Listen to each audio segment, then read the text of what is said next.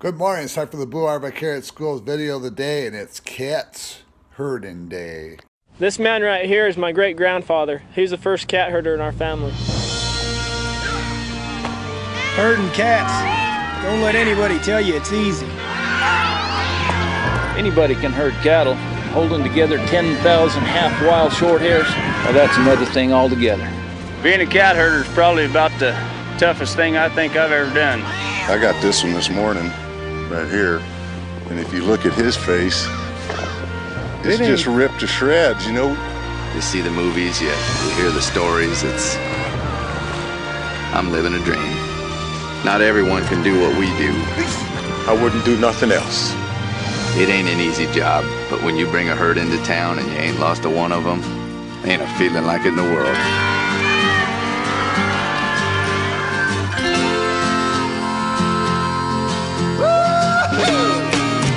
EDS, managing the complexities of the digital economy.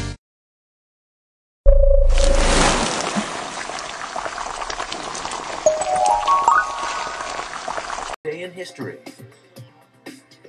December 15th. In 1799, the Bill of Rights became law in America after 3/4 of the states ratified it. On this day in 1939, Gone with the Wind had its premiere in Atlanta, Georgia.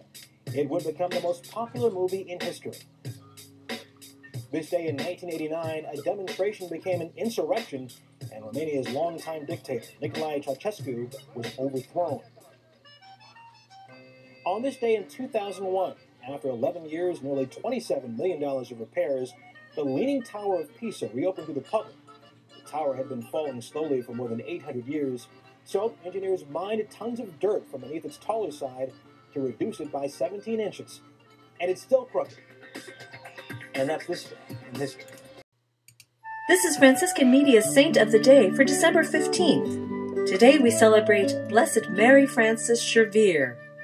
She came from a family of some means, but Blessed Mary Frances Schervier spent her life serving God's poor, sick, and aged.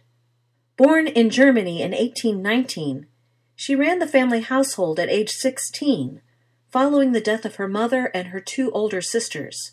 In her mid-20s, she became a secular Franciscan.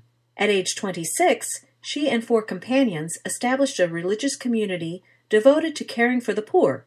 The Sisters of the Poor of St. Francis were formally approved in 1851. In less than a decade, they had a foundation in the United States.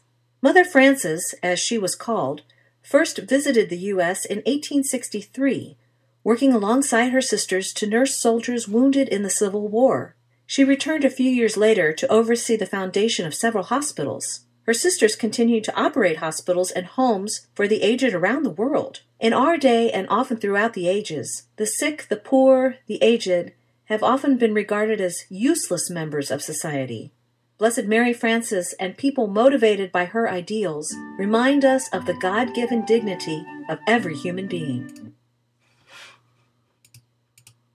And our joke of the day: what often falls in the winter but never gets hurt? Snow!